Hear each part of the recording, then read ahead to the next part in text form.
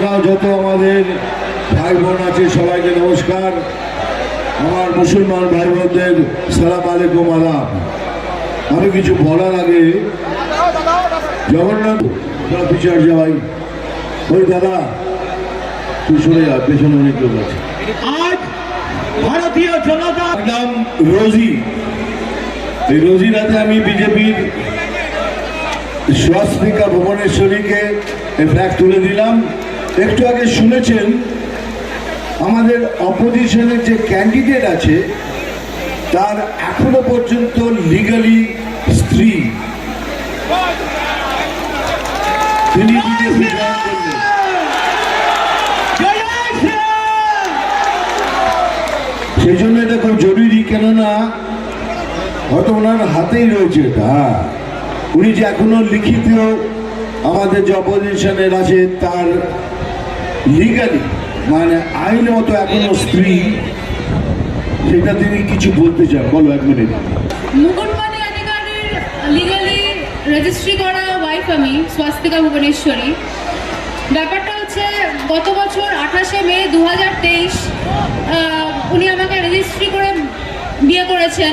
সপরিবারে ওনারা বারংবার 14-15 বার আমার বাড়িতে আমার দরজায় এসেছেন এবং বিয়ের এই সমস্ত উৎসাহ, রেজিস্ট্রি বিয়ের সমস্ত উৎসাহ মুকুটমণি অধিকারীর নিজেরই ছিল, একদম নিজের থেকে।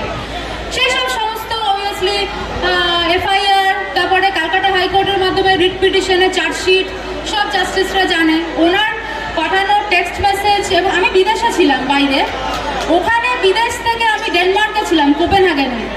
ওখান থেকে আমাকে জোর করে বারংবার মেসেজ পাঠিয়ে আনিয়ে চার্জ হিস্ট্রিতে তা প্রমাণিত হয়, যেগুলো অ্যানেক্স করা আছে হাইকোর্টের রিট পিটিশনে চার্জশিটে। তো ব্যাপারটা হচ্ছে যে আমাকে জোর করে আনিয়ে ওনারাই আমার দরজায় বারংবার আসে এই বিয়েটা করার জন্য। উনি বিয়ের ব্যাপারে মানে মুকুটমণি অধিকারীরই মারাত্মক উৎসাহ ছিল এবং ওনার পরিবারের।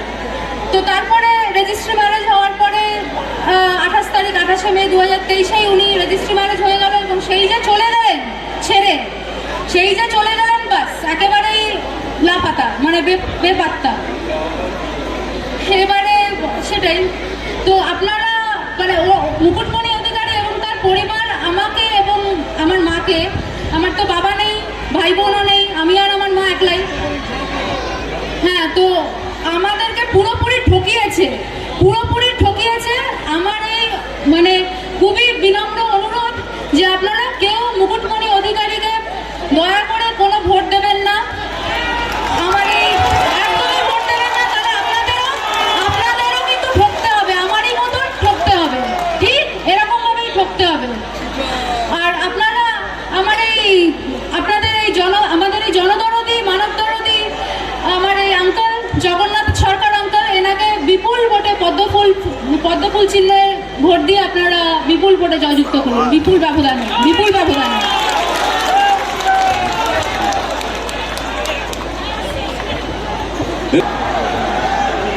আমি কিন্তু বলবো না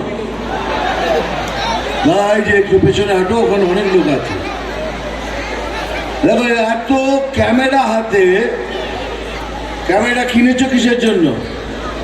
কাউকে তো দেখিনি কথা বলতে, এখন থেকে এলাম সবাই নেমে ধরে আছে।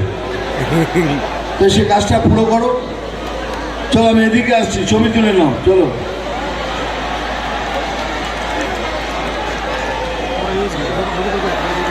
তোমাদের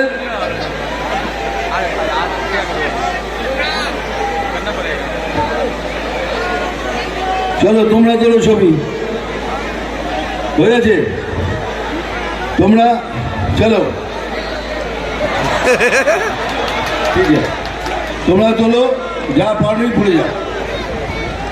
এই ঠিক যখনই আমি স্টেজে উঠবো, আমার কানের কাছ দিয়ে ফুসফুস করে বলবে, দাদা চশমাটা খোলো, কিন্তু আমি খুলব না। তার কারণ একটাই, এই যে মেয়ে দাঁড়িয়ে দেখেছে নিচে, এরম গোছা গোছা ফুল নিয়ে আমার চোখে মেরেছে, আমার চোখ ফুলে গেছে, আর এই জন্য আমি চশমাটা পরি, চশমা খুলবো না। আমি জানি ভাই, আমার চোখটা খুব সুন্দর, আমি জানি, আমার চোখ দেখার জন্য তো, আচ্ছা খুলে দিচ্ছি।